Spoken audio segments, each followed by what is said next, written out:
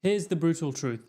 Most CVs get binned within 15 seconds, and it's not because you're not good, it's because the CV doesn't sell. And in banking and finance in particular, your CV is a one-page sales letter. So if it reads like a diary or a job description, it's dead on arrival. But it doesn't have to be that way. The reality is most of these errors are fundamental errors, and there are simple fixes for these. So in today's video, I'm going to break down why CVs get binned, how you can fix yours quickly, and how you can leverage AI to supercharge the whole process. Let's go. If you don't know me, I'm Haris Zamir, an investment banker here in London and CFA charter holder, and I've sifted through hundreds of CVs and helped career switchers land six-figure roles in finance through my Charter Mastery program.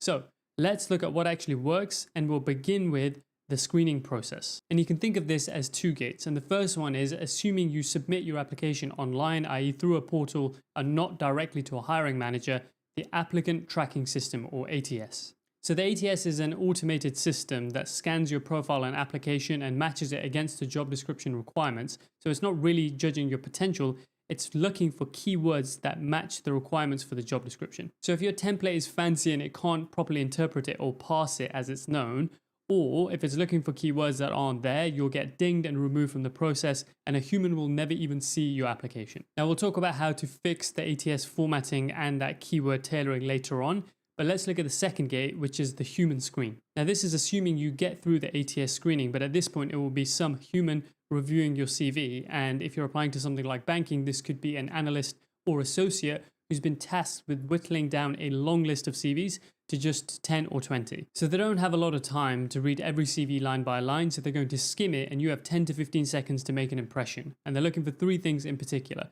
So the first one is financial literacy, i.e. can you speak the language of finance? Then they'll look for technical capabilities, and of course this varies depending on the role you're applying for, but it could be something like financial modeling or a general representation of whether you can work with numbers, you've built models, and so on. And finally, your ability to execute under pressure. And here they're looking for quantified outcomes, i.e. results that you've actually delivered. And if they can't see all of these things, then you're out. And this is literally the stage that most people fail. They don't even get a chance to convince the hiring manager that they're the best person for the job. But the best thing is you can actually fix a lot of this very easily. And once you've internalized the correct approach to building a CV, you'll never produce a crappy CV again. This is exactly the kind of stuff we help our clients at Charter Mastery with. We literally show them step by step how to create a high quality CV, and they pay us thousands of dollars for this kind of help, but I'm going to break it down for free next. So let's break down a little more exactly why CVs get binned. And the first is failing the ATS scan. And the first one is formatting. So if you're using a fancy template with 2 columns, pictures, text boxes, and stuff like that, the system can't effectively extract information, and if it can't do that, you're automatically going to be removed from the process. Make sure you keep the formatting clean, 1 column, standard headings, and sufficient margins on the side for the system to be able to extract the information. The second thing is keywords. So the job description for the role you're applying for will have key qualifications, skills, experience that they expect. So it could be things like financial modeling, comfort with Bloomberg, Oracle, SAP, depending on the role you're applying for. And if the system doesn't pick up these keywords within your CV, again, you'll be rejected. And literally, the number of people that are just spraying CVs around into a black box, never making any improvements and never getting a response, this is the reason. They are failing the ATS scan. So you need to make sure you have a quality template, and also that you're tailoring each and every CV to the job description. And we'll talk about that more later in the video. Okay, assuming you pass the screening, another reason that many people's CVs don't actually get read is that they are far too long. In finance, your CV should be 1 page long, no excuses. Honestly, I can speak from experience. We get tons of CVs to our desk, and I get them directly as well. And if they are longer than 1 page, I will rarely read it because I just don't have the time. If you have a lot of experience or skills that you want to shout about, it's up to you to determine which ones are most relevant to the role you're applying for.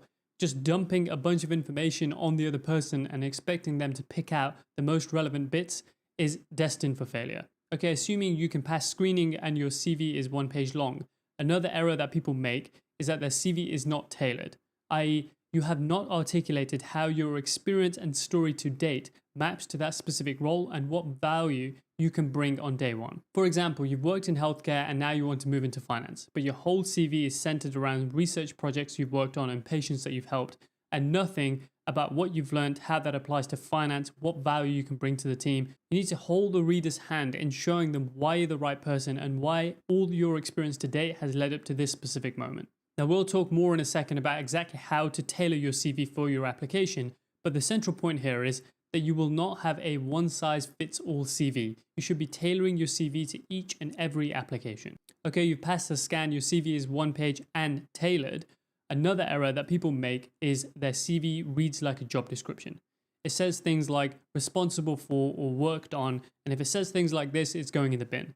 Employers want to see quantified, impactful outcomes. And by quantified, I mean there needs to be numbers in there demonstrating what sort of impact your action had, and generally, the whole CV should be written in active language. Now, this is actually an easy fix for many people because they have the experience, they just need to shape it in a way that feels impactful and attach some numbers to the end. We'll look at how to structure this shortly, but the central point here is that if your CV is passive, it does not scream that you're an achiever, and thus it will go in the bin. And at this point, you might be getting a little bit frustrated with all the technicalities for creating a CV, but the reality is this is the game, other people are playing it, and if you don't play it, you won't succeed. Now, the final mistake that people make is including irrelevant information, i.e. noise. As I said, your CV needs to be short, tailored, and impactful. Everything that's on the CV should be there for a reason. So if you're including things like, I was in the high school debate society, or I own some irrelevant certification to the role that I'm applying for, it suggests that you don't have enough relevant information to include there,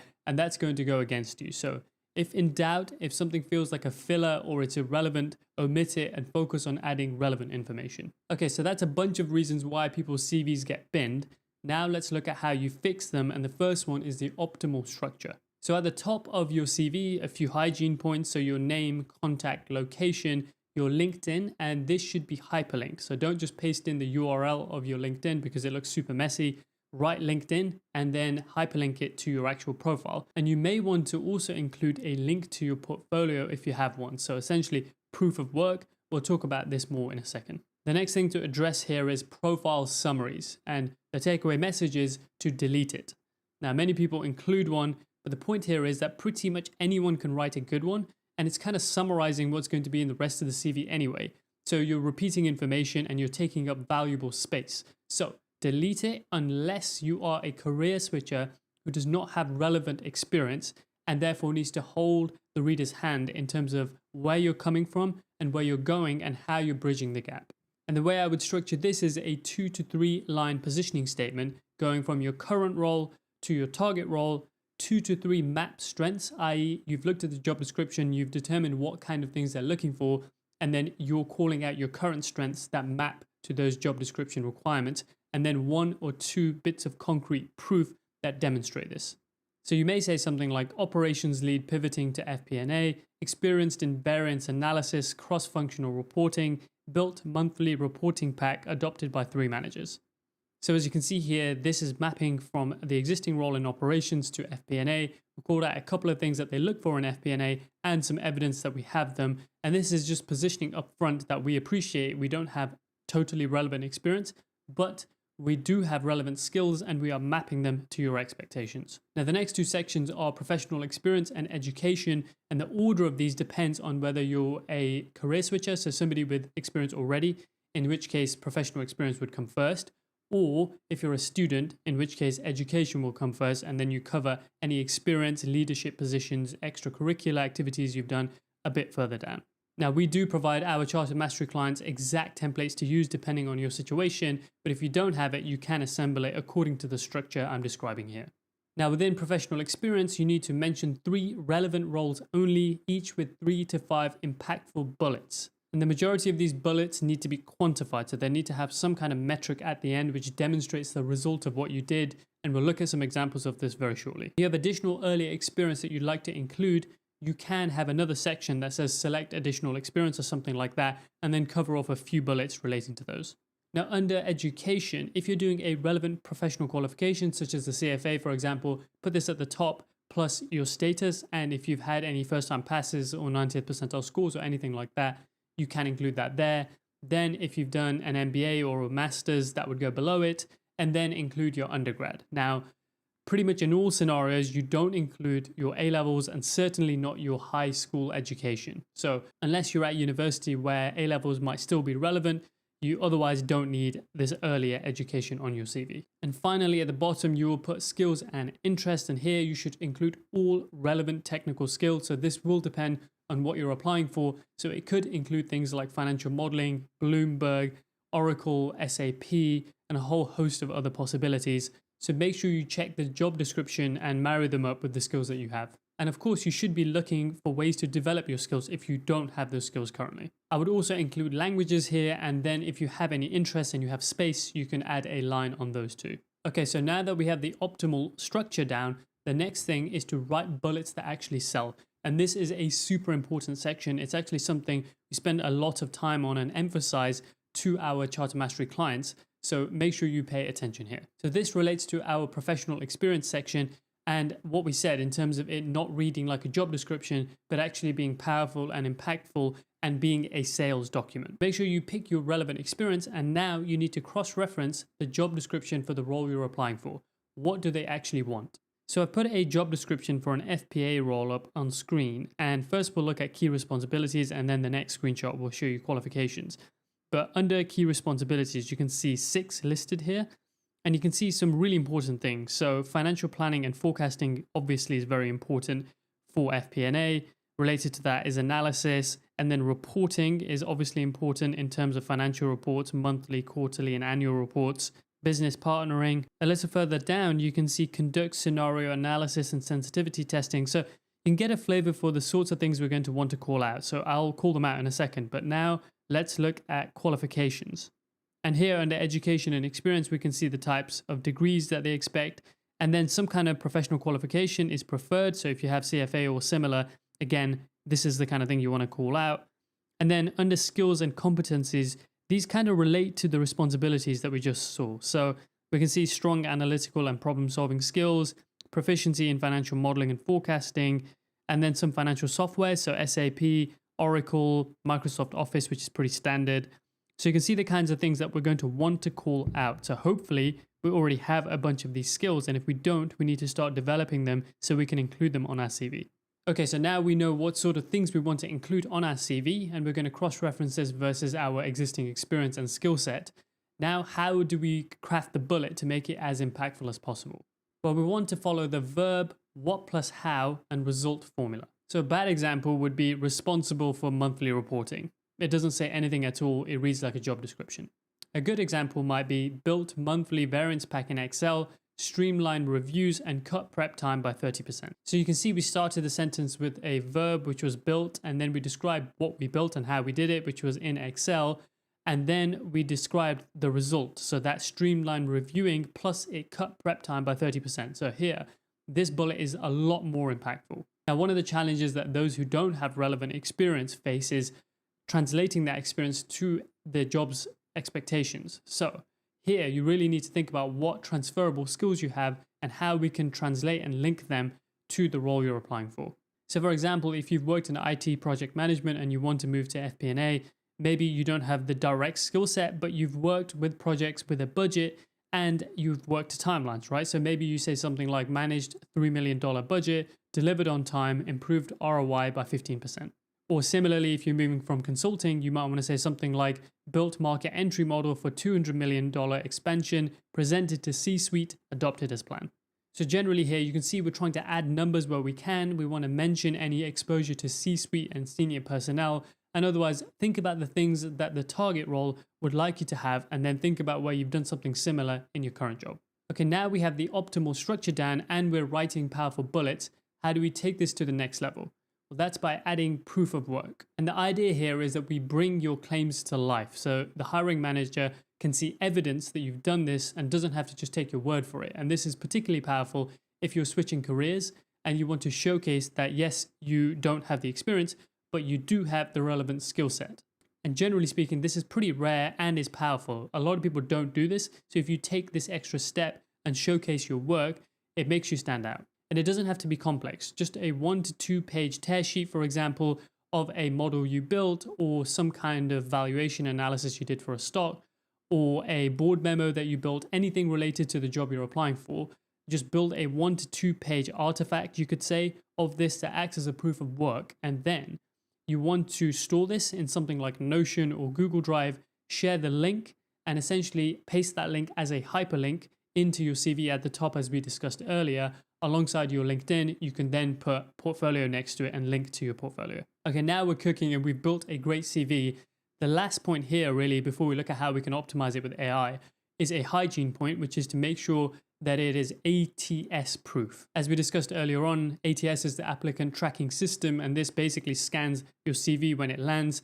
So you want to make sure that 1, it is well formatted, and 2, it is tailored to the job that you're applying for. Now remember, in terms of template, make sure it's 1 page, 1 column, standard headings, standard fonts, leave some space in the margins. And this is important, so you do need to focus on it. And that's why we provide our clients at Charter Mastery with ATS proof templates. And otherwise, make sure you tailor your CV every single time. So I would say save a master copy of the CV, which has a lot of the framework and the core content. And then really what you want to do is, and we'll talk about this in a second in the context of AI, you then want to tailor a few of the bullets and make sure you're hitting those keywords based on the job description requirements, and then save them down separately. And when you actually upload them to a portal, upload them as docx, not PDF, because for whatever reason, ATS scanning systems sometimes struggle to parse information from PDFs.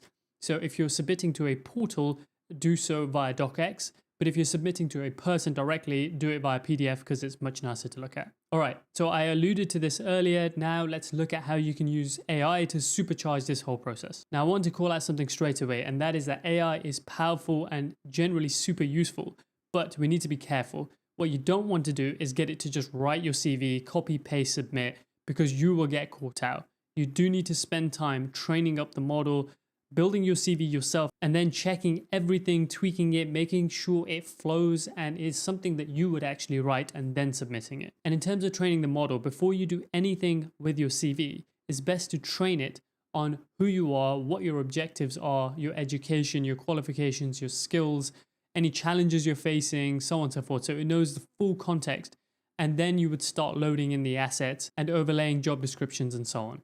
Now, having said all of that, here's a few prompts that you can use to accelerate the process. So the first one is to improve and format your CV. So you may say something like, review my CV for whichever role you're applying for and make it ATS friendly, rewrite bullets to be results driven and quantified. Or you might ask it to help you condense your CV to 1 page. So you might say something like, condense my CV to 1 page without losing important details, keep conventional headings and plain text. Here's a powerful one. You can ask it to help tailor your CV to a specific job. So you would provide the job description and say, here's the job description, map the must-have keywords, and suggest 2 to 3 bullet swaps in my CV to match them. And finally, you can ask it to refine a weak bullet. So you might say something like, rewrite this bullet to show impact and numbers. So your bullet is currently responsible for leading a team of 5 engineers. This can be much more impactful, and it may come back with something like, led 5-person team on a $12 million project, modeled CapEx scenarios, reduced vendor costs by 18%. And as you can see, there's so much more to chat about, but of course you want to make sure that it's true. So here's where your education process of the model comes in. You want to provide this information in detail, and then it can help you craft it. Now, honestly, in this era, AI is super powerful. If you're not leveraging it, you will fall behind. So this is why we emphasize its importance to our Charter Mastery clients. We provide them guidance and AI prompts that they can use to supercharge their whole process. So to summarize, there are 2 screening gates. The first is ATS, then the human gate. To get through the ATS scan, you need to make sure your CV is simple and clearly formatted and tailored to the job description. And for a human, make sure the CV is 1 page, your fit is clear, that the bullets are written in impactful language, and otherwise include proof of work if you can to level it up. And finally, you can use AI to help you, but make sure you train the model first on your situation and context, and then ask it for specific things, use prompts, and then check all of those and make sure you don't simply copy, paste, and submit. Tailor it and make sure it reads like you would write and that you're happy with it. So there you have it. Hopefully that was super useful. If you'd like to learn more about careers in finance, go ahead and subscribe to the channel and watch the next video. I'll see you there.